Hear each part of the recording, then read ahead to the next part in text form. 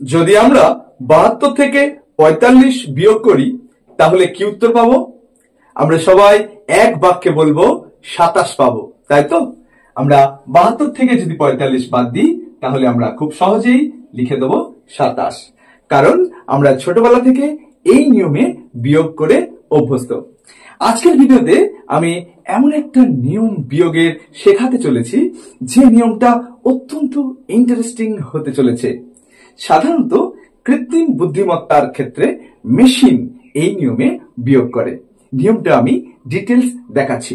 My dear friends, তোমরা ভিডিওটা শেষ পর্যন্ত দেখো আর নিয়মটা খুব দ্রুত শিখে নাও।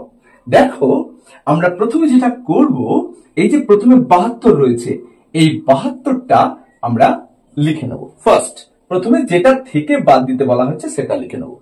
তারপর কি করব? তারপরে কত আছে?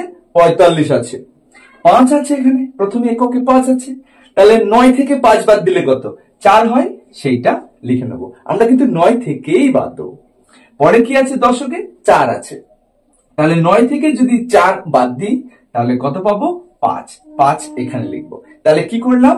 এই দুটো সংখ্যাকেই, এই দুটো অঙ্ককেই আমরা 9 থেকে আলাদা আলাদা করে বাদ দিয়ে আমরা জাস্ট 4 লিখলাম এবং 5 লিখলাম।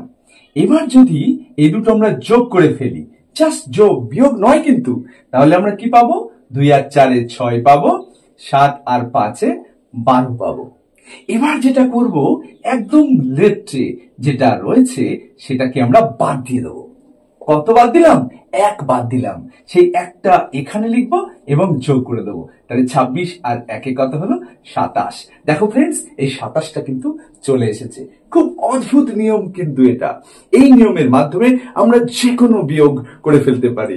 সাধারণত মেশিন, কৃত্রিম বুদ্ধিমত্তার ক্ষেত্রে এই নিয়মে বিয়োগ করে থাকে। নিশ্চয়ই বিয়োগটা বুঝতে পেরেছো তোমরা? বিয়োগ না করেই শুধুমাত্র যোগের সাহায্যে। Thank you.